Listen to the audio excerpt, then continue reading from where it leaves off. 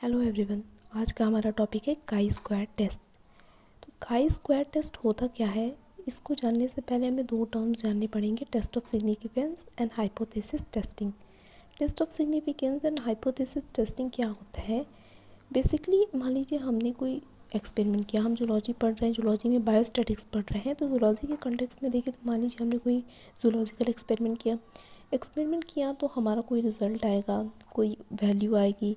हमने जैसा सोचा था या हमने पहले से कैलकुलेट किया, कोई हमारा रिज़ल्ट था, उसकी वैल्यू क्या थी, या हमने जो फाइंड किया उसकी वैल्यू क्या है। तो बेसिकली इन दोनों के डिफरेंस में, ठीक, अगर आप बस स्पेसिफिक काई स्क्वायर टेस्ट की बात करें तो हमारा काई स्क्वायर टेस्ट होता है ऑब्जर्व्ड वैल्यू और एक्सपेक्टेड वैल्यू का डिफरेंस फाइंड करने के लिए यूज़ किया जाता है। ठीक, इसके और भी यूजेस हैं, लेकिन अगर बेसिकली आप बोले तो इसके लिए यूज़ किया जाता है। लेकिन इनसे पहले ये इन दो चीज़ों पे कह सकते हैं कि अंडर आता है। ठीक, टेस्ट ऑफ सिग्निफिकेंस और hypothesis test. Test of significance क्या होता है कि ये मेथड है, किसी एक कंक्लूज़न पे आपको पहुंचना है कि आपने कोई उस रिज़ल्ट पर, उस आपने जो भी एक्सपेरिमेंट किया है उस पर कुछ ऐसा क्लेम किया है, आपने कुछ आपने ऐसा अजम्पशन दिया है, तो उसको रिजेक्ट करना है कि एक्सेप्ट करना है। ठीक, इसका हम पता लगाते हैं टेस्ट ऑफ सिग्निफिकेंस के अंदर। टेस्ट ऑफ सिग्निफिकेंस के अंदर ही कई सारे टेस्ट आते हैं, उसमें एक हमारा टेस्ट होता है काई स्क्वायर टेस्ट। ठीक, टेस्ट ऑफ सिग्निफिकेंस क्यों किया जाता है कि हमने कोई अपना एक्सपेरिमेंट किया तो उस एक्सपेरिमेंट का जो रिज़ल्ट आया वो सिग्निफिकेंट है कि नहीं, कुछ इम्पोर्टेंस रखता है कि नहीं।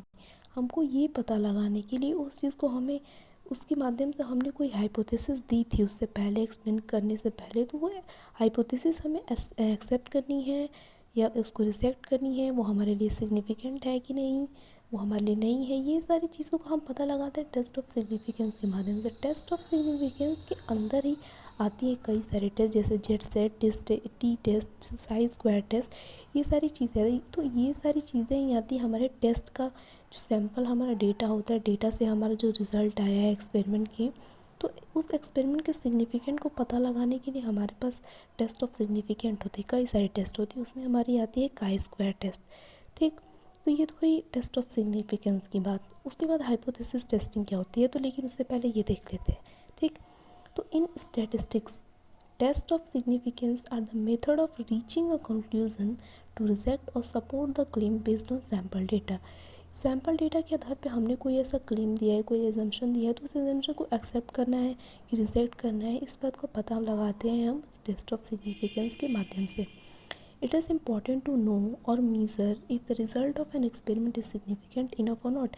ये हमारे लिए जानना ज़रूरी है। हम कोई भी चीज़ कर रहे हैं, कोई भी काम कर रहे हैं, तो उसकी कोई वैल्यू है कि नहीं, उसका कोई सिग्निफिकेंट मायने रखता है कि नहीं, तो ये हमारे लिए जानना ज़रूरी है। हमने कोई एक्सपेरिमेंट किया तो उसका रिज़ल्ट हमारे लिए ये जानना जरूर उसका रिजल्ट सिग्निफिकेंट है या नहीं, हमने सही किया, वो सही चीज़ बता रहे हैं नहीं। तो इन सारी चीज़ों को पता लगाने के लिए to measure this we have several test known as test of significance. इन सारी चीज़ों को पता लगने हमारे पास कई सारे टेस्ट हैं जिन्हें हम टेस्ट ऑफ सिग्निफिकेंस या सिग्निफिकेंट टेस्ट कहते हैं। उसके अंदर ही एक हमारा आता है काई स्क्वायर टेस्ट। हमारे सिलेबस में काई स्क्वायर टेस्ट और टी टेस्ट पढ़ना है, तो आज हमारा टॉपिक है काई स्क्वायर टेस्ट। अब आता है फंडामेंटल ऑफ हाइपोथेसिस टेस्टिंग। ये हाइपोथेसिस क्या होता है, ये हमने पहले भी पढ़ा है। हाइपोथेसिस मतलब होता है कोई भी चीज़ का अजम्पशन। हम पहले भी पढ़ने आते हैं, केमिस्ट्री में स्पेशली पढ़ते रहते हैं कि ये सिर्फ एक हाइपोथेटिकल थियरी है। मतलब हाइपोथेटिकल मतलब हमने पहले अज्यूम किया है किसी के बारे में। मान लीजिए कोई अननोन पर्सन के बारे में, कोई इंसान है, आप उसको जानते नहीं हैं, तो मान लीजिए आपने उसका एज्यूम कर लिया कि हाँ शायद वो अच्छा होगा या बुरा होगा। आप उसको जानते नहीं हो, ठीक, अगर आप जानते हैं तो आपको पता ही होगा वो कैसा इंसान है, उसका कैसा नेचर है। लेकिन कोई अननोन पर्सन है, आप उसके बारे में जानते हैं, तो आप उसके बारे में एक हाइपोथेसिस दे दी, एक अजम्पशन कर लिया कि हाँ वो हो सकता है अच्छा होगा या बुरा होगा। तो हाइपोथेसिस होता है एक अजम्पशन, ठीक, किसी बात का अजम्पशन। अब हाइपोथेसिस हमारी होती है दो प्रकार की, जो हमारे इन टेस्ट में यूज़ की जाएगी, नल हाइपोथेसिस और अल्टरनेट हाइपोथेसिस।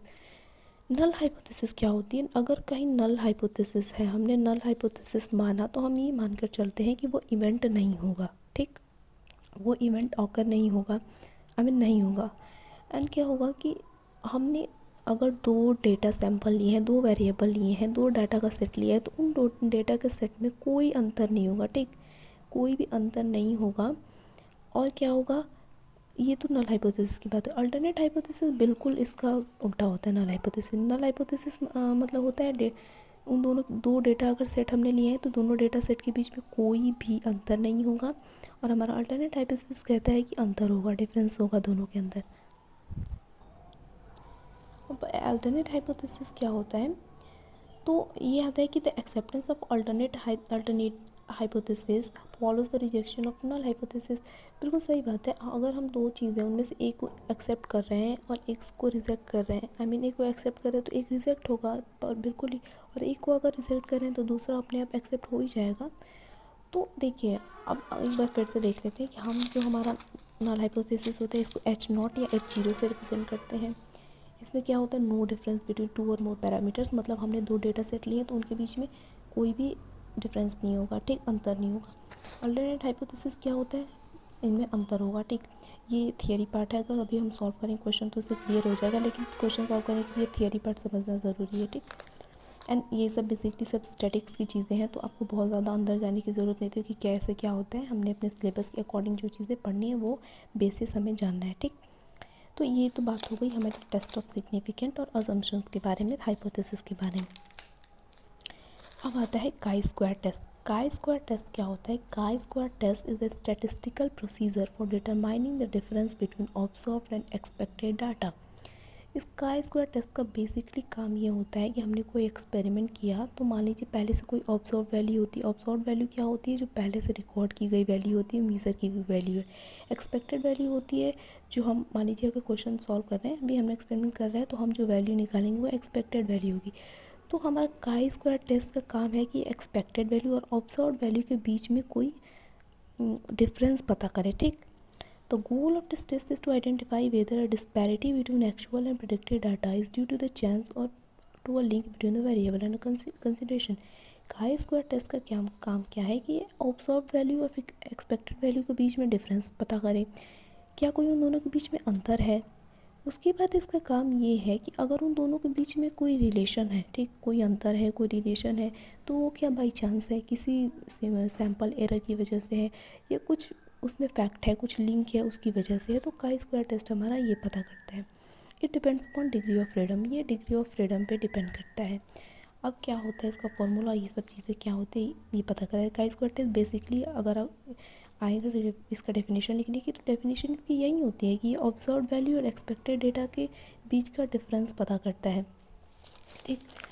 काई स्क्वायर की जो फॉर्मूला होता है वो होता है काई ए, और सी सी यहाँ पे डिग्री ऑफ फ्रीडम है, ई ये है समीशन ओ माइनस ई, ये आई हो गया, अगर मन करे तो लिखिए, नहीं तो नहीं, ओ माइनस ई अपॉन ई। ओ क्या है यहाँ पे ऑब्जर्व वैल्यू, ई क्या है एक्सपेक्टेड वैल्यू। तो ऑब्जर्व वैल्यूज़ और those that has been actually measured और रिकॉर्डेड। ऑब्जर्व वैल्यू क्या होती है, जो एक्चुअली मेज़र की गई होती है, रिकॉर्ड की गई वैल्यू होती है, वो ऑब्जर्व वैल्यू होती है। एक्सपेक्टेड वैल्यू क्या होती है, value that is expected to occur in a given situation, जो इसको अभी एक्सपेक्ट किया जा रहा है कि ये सिचुएशन में होगा या नहीं होगा, हम फाइंड करेंगे इसको, ठीक। A chi square statistic test is calculated based on the data which must be raw, random, drawn from independent variables, drawn from a wide range। ये क्या कह रहे हैं, हमारा जो काई स्क्वायर टेस्ट है ना, इसको कह सकते हैं ये कंडीशन से काई स्क्वायर टेस्ट वहीं अप्लाई होगा जहाँ पे डेटा रॉ होगा, ठीक, रैंडम होगा। रैंडम होने का मतलब समझिए कि अगर हमारे पास क्या है, हमारे पास कोई एक बैग है, उसमें ब्लू और ब्लैक पेन्स हैं, ठीक।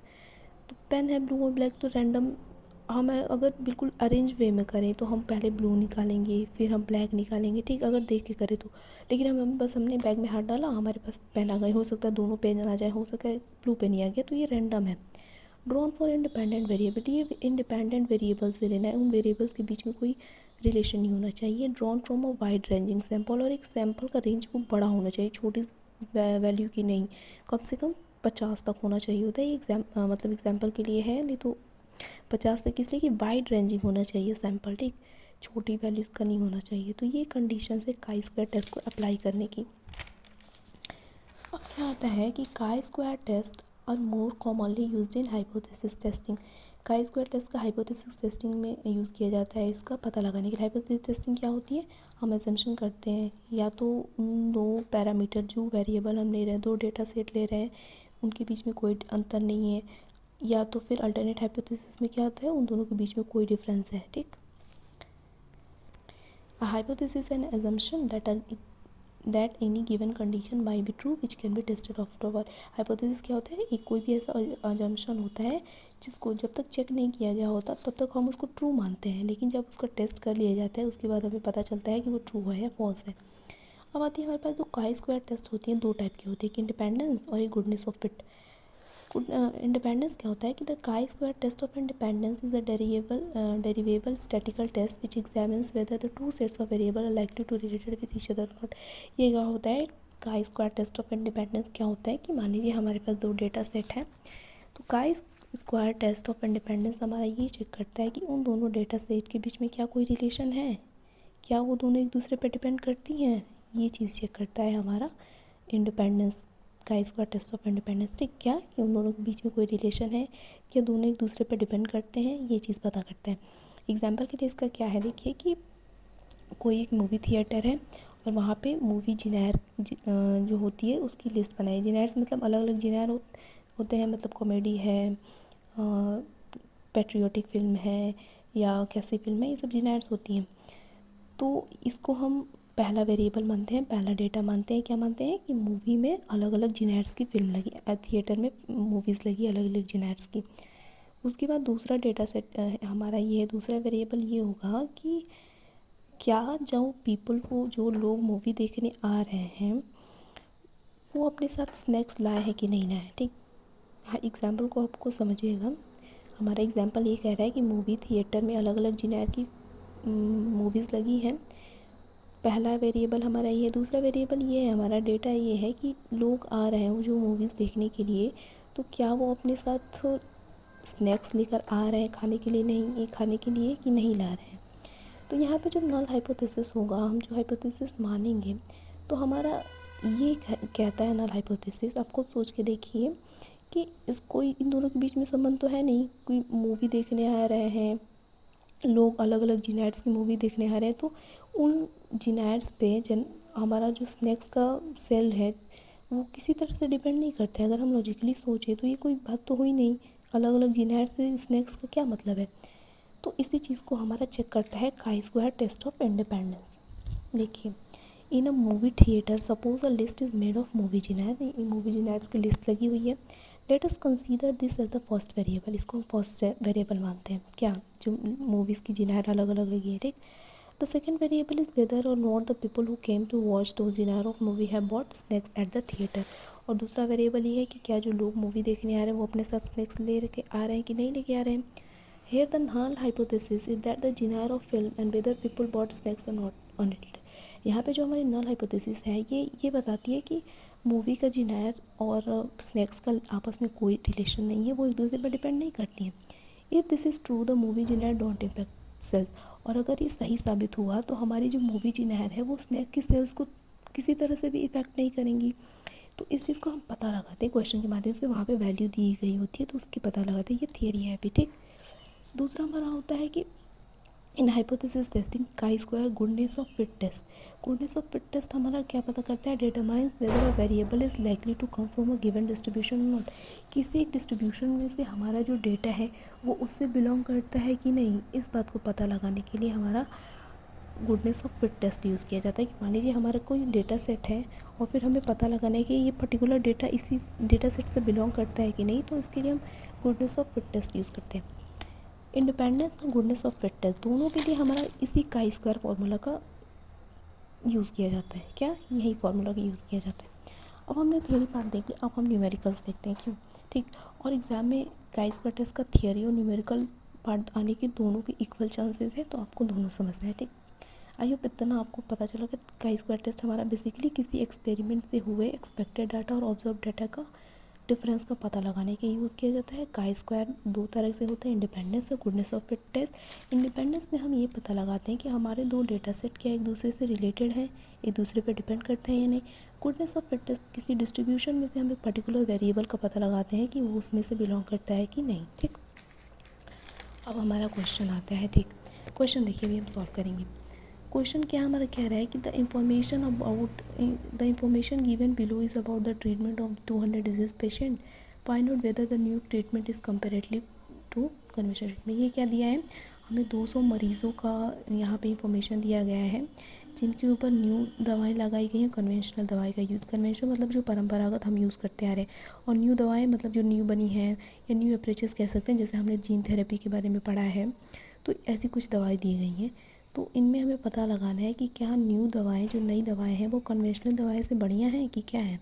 इसके लिए क्या हुआ कि जो पेशेंट है तो फेवरेबल रिस्पॉन्स मिला हमें 60 लोगों से न्यू के लिए, और कन्वेंशनल लोगों के 70 का मिला। नो रिस्पॉन्स हमें किसी तरह का कोई रिस्पॉन्स नहीं मिला 20 लोगों से न्यू के लिए, और कन्वेंशनल लोगों के लिए 50 के लिए, ठीक। और हमें टेबल वैल्यू गिवन है 3.84 और 5% लेवल ऑफ सिग्निफिकेंस। ये सब क्या होता है अभी हम सॉल्व करेंगे तो पता चलेगा, ठीक। ये अभी क्वेश्चन बस आप ध्यान रखिए। अब हम सॉल्व करते हैं, ठीक। देखिए क्वेश्चन आपने ये दिया है, ठीक। यहाँ पे हम लिख लेते हैं। एक पहले हम टेबल बनाएंगे। टेबल बनाने के लिए हम क्या करेंगे, यहाँ पे न्यू लिख लीजिए, यहाँ पे कन्वेंशनल। न्यू के लिए 60, कन्वेंशन के लिए 70, नो रिस्पॉन्स के लिए था 20 और 50। अब क्या करेंगे, ये फर्स्ट स्टेप समझ लीजिए, ठीक। देखिए फर्स्ट स्टेप में क्या करते हैं, ये हमारी होती है रो, ठीक। ये जो हमारी होती है रो होती है, और ये जो हमारी होती है कॉलम होती है। तो हम यहाँ पे रो टोटल लिखेंगे 60 20 80, यहाँ पे भी रो टोटल लिख देंगे 120, और यहाँ पे हम लिखेंगे कॉलम टोटल, ये नीचे कॉलम टोटल लिखेंगे 130 और 20 50 70। आई होप इतना समझ में आया। क्या किया हमने, यही क्वेश्चन जो दिया था हमने उसको टेबल फॉर्म में कर लिया।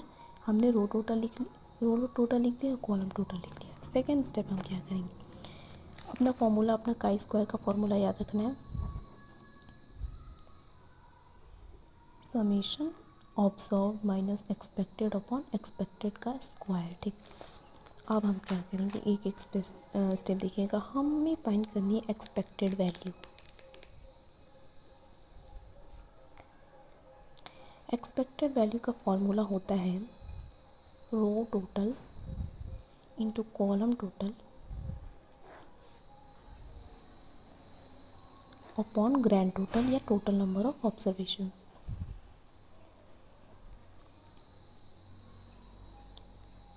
क्या होता है देखिए, एक एक के लिए निकालते हैं, एकदम बिल्कुल ध्यान से देखिएगा।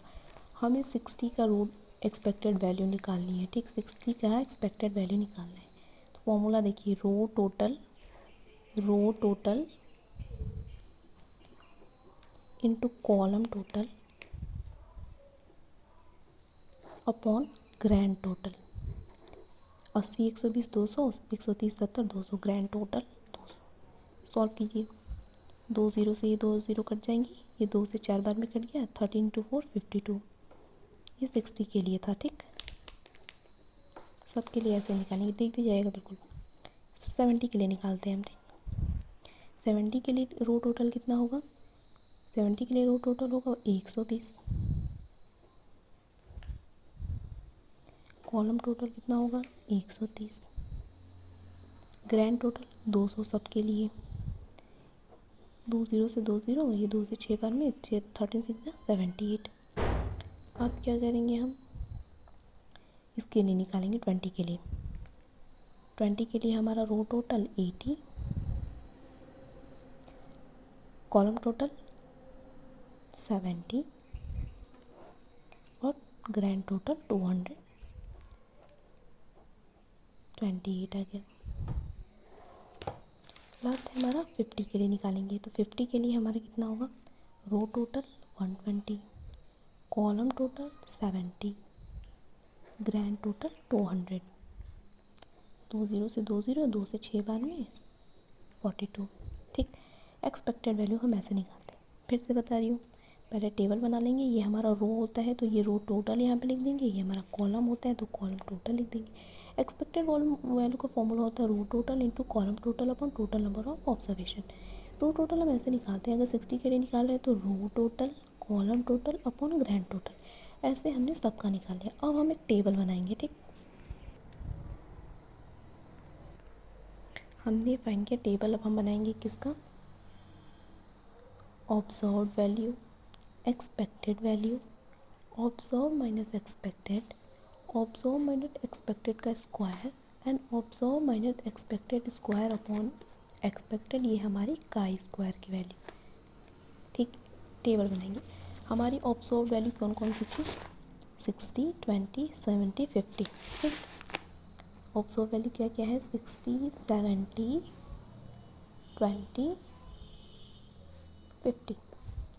एक्सपेक्टेड वैल्यू हमारी कितनी आई? हमने फाइंड किया तो 60 के लिए 52 आया, 70 के लिए 78 आया, 80 के लिए हमारी कितनी आई थी? 80 मैंने लिख दिया क्या यहाँ पे? 60, 70, 20, 20 के लिए 28 और 50 के लिए 42 आई थी। ठीक, ये हमने सॉल्व किया ना अभी। अब observe minus expected, 60 minus 52 plus 8, 70 minus 78 minus 8, 20 minus 8 minus 8 and 50 minus plus 8। तो अगर स्क्वायर करेंगे तो सब पॉजिटिव में ही आएगा। 64, 64, 64, 64। आप देखिए, हाँ हमारी फाइंड करना है observe minus expected square upon A. ये अपनी काई स्क्वायर है। तो ऑब्जर्व माइनस कितनी है? 64। एक्सपेक्टेड कितना है हमारा? ये एक्सपेक्टेड कितनी वैल्यू? 52। तो जब हम 54 को हम डिवाइड करेंगे, 64 को डिवाइड करेंगे 52 से, ऐसे ही जब हम 64 को डिवाइड करेंगे 70 से तो वैल्यू आएगी 0.82। 64 को डिवाइड करेंगे 20 से, सॉरी 78 ही होगा यहाँ पे, मैंने 70 लिख दिया। 78 एक्सपेक्टेड वैल्यू से डिवाइड करते हैं तो यहाँ पे 28 से डिवाइड करेंगे तो 2.29 आता है। और 64 को जब डिवाइड करेंगे 42 से तो वैल्यू आएगी हमारी 1.52। ठीक, अब हमने क्या करना होता है इन सब, क्योंकि समेशन का फॉर्मूला होता है summation O minus E square upon, इन सबको जोड़ेंगे इन सबको, तो वैल्यू आएगी हमें 3 तो 5, 5 2 7 9 16, 1 8 2 10 तो 12 5 3 18, तो 5.86। तो अब हमारी काई स्क्वायर की वैल्यू आ गई 5.86। अब आते हैं क्वेश्चन पे। क्वेश्चन हमारा क्या बोला था? टेबल वैल्यू गिवन है 3.84। देखिए एट 5% लेवल। टेबल वैल्यू क्या होती है? हमारे पास एक टेबल होता है। ठीक, मैं टेबल वो नोट्स में आपको दे दूँगी, देख लीजिएगा। टेबल वैल्यू में क्या होती है? डिग्री ऑफ फ्रीडम दिया होता है और उस पर कुछ सिग्निफिकेंट लेवल, जो मोस्टली 5% सिग्निफिकेंट लेवल पे हम फाइंड करते हैं। ठीक, उस पर वैल्यू दी गई होती है। जैसे हमने ये वैल्यू फाइंड की ना, तो ऐसे सब वैल्यूज़ दी होती है क्रिटिकल वैल्यू। जैसे डिग्री ऑफ फ्रीडम कैसे निकालते हैं? हमारे क्वेश्चन में डिग्री ऑफ फ्रीडम दिया था 1, लेकिन कैसे निकालते हैं वो देखिए। तो डिग्री ऑफ फ्रीडम निकालने का फॉर्मूला होता है कॉलम -1 एंड रो -1। तो कॉलम हमारे पास कितनी थी? 2 कॉलम और 2 रो, टोटल को नहीं लेना है, टोटल हमने किया है। तो 2 - 1 इंटू 2 - 1, 1 इंटू 1 इक्वल टू 1। तो डिग्री ऑफ फ्रीडम हमारी 1 आती है। तो हमारे क्वेश्चन में क्योंकि इसकी वैल्यू हमें दे दी है 3.84, नहीं तो हम टेबल में देखते हैं डिग्री ऑफ फ्रीडम के सामने ऐसे 5% सिग्निफिकेंट लेवल पे यहाँ पे 3.84 लिखा होगा, तो हमें पता चल जाएगा हमारी डिग्री ऑफ फ्रीडम 3.84 है। चूँकि हमारे क्वेश्चन में दिया था तो हमें पता है 3.84। अब क्या होगा? क्रिटिकल वैल्यू हम इसको कहते हैं, जो टेबल वैल्यू में दी होती है। क्रिटिकल वैल्यू या ऑब्जर्व वैल्यू, तो ऑब्जर्व वैल्यू आप समझिए, या क्रिटिकल वैल्यू हमारी ऑब्जर्व वैल्यू है 3.84। हमारी काई स्क्वायर की वैल्यू आई है 5.86। तो हमारी काई स्क्वायर की वैल्यू ज़्यादा है। और जब काई स्क्वायर की वैल्यू ज़्यादा आती है तो हम अपना नल हाइपोथेसिस रिजेक्ट कर देते हैं और अल्टरनेट हाइपोथेसिस को अपना लेते हैं। ठीक, और ठीक, नल हाइपोथेसिस को रिजेक्ट कर देंगे और अल्टरनेट हाइपोथेसिस को एक्सेप्ट कर लेंगे। तो फिर से देखिए, हमने जो पूरा स्टेप बाय स्टेप सॉल्व किया, मैंने यहाँ पे सॉल्व किया हुआ है, आप देख लीजिएगा। ठीक, जैसे यहाँ पे था तो हमने टेबल बना ली। एक्सपेक्टेड वैल्यू का formula row total into column total, total of observation, ये नोट्स के लिए हमने सबका एक्सपेक्टेड वैल्यू फाइंड किया और यहाँ पे डिग्री ऑफ फ्रीडम फाइंड कर लिया। फिर हमने टेबल बनाया। टेबल बनाने के बाद ऐसे हमने कैलकुलेट किया तो हमारी वैल्यू आई। तो critical static is 3.84 is less than x chi square value. जो क्रिटिकल वैल्यू की वैल्यू है 3.84 छोटी है 5.86 से, और इसकी वजह से द नल हाइपोथेसिस से रिजेक्टेड, नल हाइपोथेसिस रिजेक्ट हो जाती है। देखिए हमने यहाँ पे हाइपोथेसिस लिखा नहीं तो क्वेश्चन सॉल्व करने से पहले ना हम ऐसे हाइपोथेसिस लगते हैं, नल हाइपोथेसिस और क्या था हमारा अल्टरनेट हाइपोथेसिस। तो नल हाइपोथेसिस के सामने हम कोई अजम्पशन लिख देते हैं कि conventional treatment is not better than this, and alternate hypothesis में लिख देंगे कि यही लिख देंगे कि conventional treatment is better than this. तो ऐसे ही हम लिख देते हैं। तो अगर हमें सेंटेंस लिखना है तो आप लिख सकते हैं, हमने बस क्वेश्चन सॉल्व करना था तो वो सॉल्व किया। लेकिन हमको ये चीज़ लिखनी पड़ेगी कि नल हाइपोथेसिस रिजेक्ट हो गई है और क्योंकि एक रिजेक्ट हो गई तो दूसरी अपने आप एक्सेप्ट हो ही जाएगी, तो अल्टरनेट हाइपोथेसिस एक्सेप्ट हो जाएगी। ये हमारा न्यूमेरिकल्स भी हो गया। अब थोड़ा एप्लीकेशन देख लेते हैं काई स्क्वायर की कहाँ कहाँ यूज़ होता है। तो use by biologist to determine if there is a significant association between two variable. Biologist के द्वारा यूज़ किया जाता है किसी दो डेटा सेट में किसी तरह का कोई रिलेशन तो नहीं है, कोई एसोसिएशन तो नहीं है। फिर use by genetic analyse to interpret the number in various phenotypic classes. अलग अलग फिनोटिपिक क्लासेस में अलग अलग नंबर देने के लिए भी जेनेटिक एनालिसिस के द्वारा यूज़ किया जाता है। Used in various statistical procedure to help to decide if to hold on to or reject a hypothesis. अभी हमने देखा किसी हाइपोथेसिस को रिजेक्ट करना है कि उसी को होल्ड ऑन करना है, इसको पता लगाने के लिए हम काई स्क्वायर टेस्ट का यूज़ करते हैं। Used in the medical literature to compare the incidence of the same characteristic into two or more groups. Medical literature में भी यूज़ किया जाता है ये पता लगाने के लिए कि किसी दो ग्रुप में क्या कैरेक्टरिस्टिक सेम है या नहीं है।